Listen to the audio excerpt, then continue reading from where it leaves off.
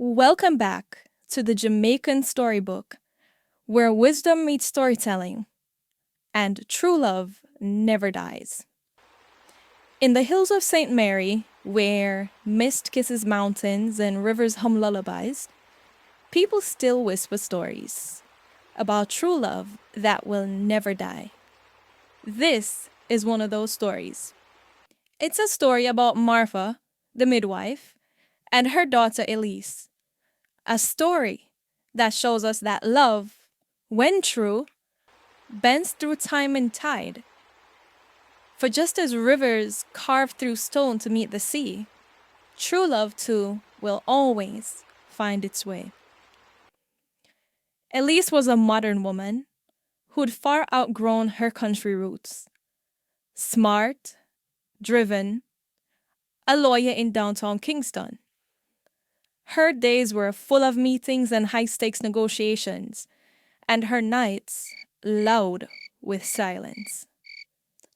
One Sunday evening, after a long week of stress, she decided to unwind, so she took a languid bath, pampered herself, put on her favorite robe, and stepped out of the bathroom, towel in hand.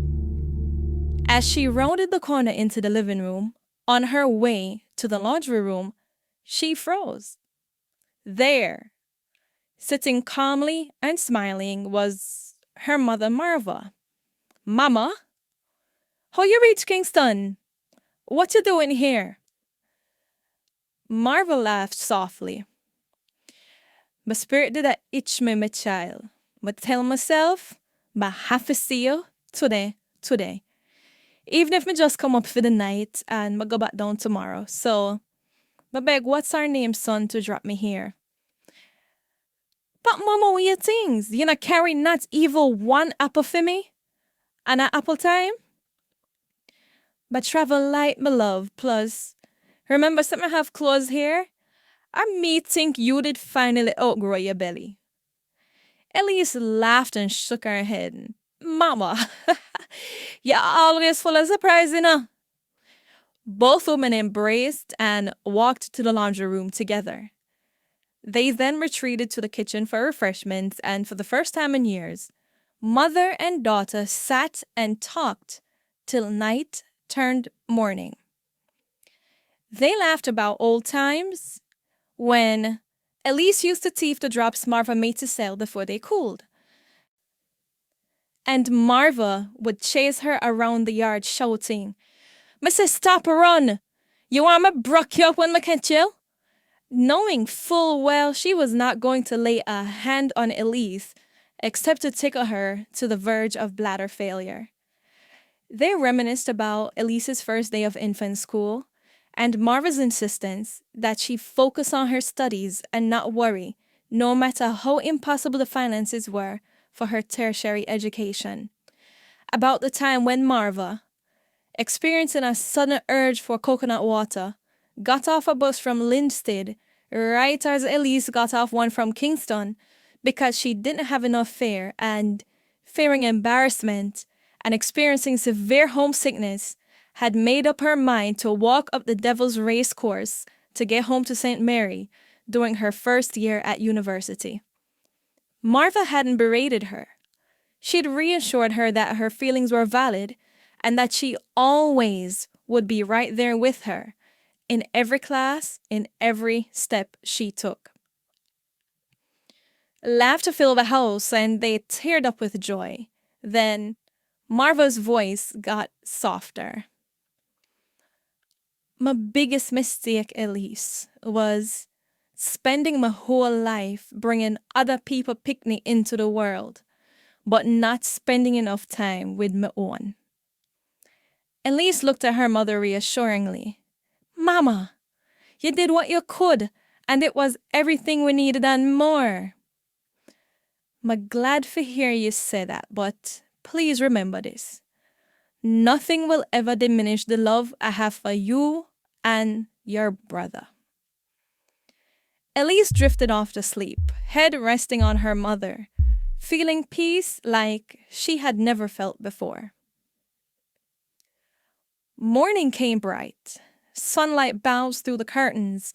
Elise stretched and smiled. Last night was food for my soul. Her thoughts were interrupted by the phone ringing. She relished her thoughts for a moment longer, then picked up when she realized it was her younger brother. She answered. Hello, Hugo? Elise, you need to come home now. Me just get in a mama room and she dead. She laughed tentatively. Hugo, look, that me funny, you know. Mama is here. She get a ride and come up last night. We cook, we talk, and she's asleep right now. Silence. Then her brother entreated. Dr. James said it looked like she dead about after 3 this morning, Elise. Elise dropped the phone, her knees buckled. Mama! She shouted, running through the house. But the room her mama typically stayed in was empty. The only movement was the rocking chair gently swaying like a cool breeze was passing by it. She then smelled something burning and hastened to the kitchen. On the stove, fried dumplings burning in the pot her mother always used when she made Elise's favorite breakfast, fried dumpling with ackee and corn pork. And on the floor, her mother's blue nightie laid straight, like Marva literally just slipped out of them. Elise hurriedly got dressed and immediately took off for St. Mary. She asked Hugo to delay the funeral home picking up their mother's body. If what he said was true, she had to see what he saw when he had gone into their mother's room. The house looked smaller, quieter. Inside, on the bed, lay her mother, unmoving, but looking peaceful. Elise asked for a moment of privacy and laid beside her mother. As she reached over to hug her, she felt a piece of paper beside the pillow. There, written in Marva's neat handwriting, I tell you I would always be with you, and I have never lied to you, except when I would tell you to stop running because I wasn't going to beat you. Miss Etty came into the room and touched Elise's shoulder.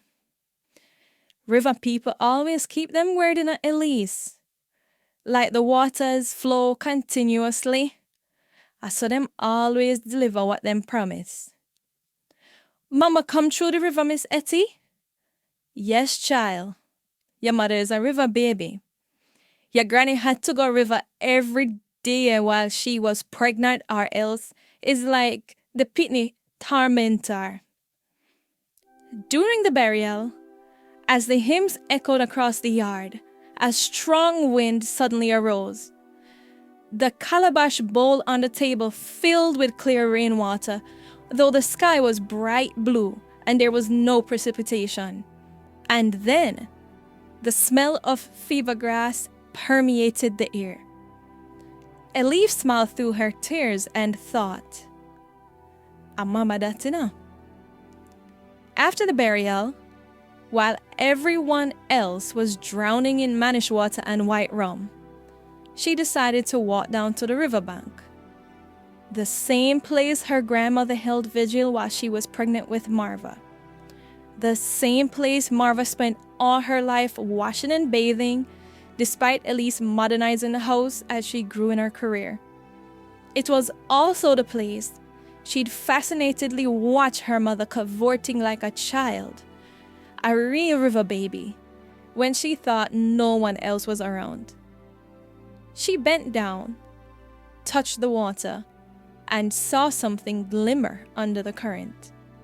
Her mother's carved shell comb glistening like gold. She retrieved it and told Marva, "Me get the message, Mama. You will always be with me." The bamboo rustled in the wind and a voice, soft like mist, whispered back, "My love for you and your brother can't dead, Elise. It will always flow through your lives like this river through this land. And so, when you hear a river singing in the night, or smell fever grass when breeze now blow, remember, true love is forever, even stronger than death. The old ones call them the river people, spirits who never finish what they start in the name of love. Till this day, people in St. Mary still say, some promises can never dead, especially when them born a riverhead.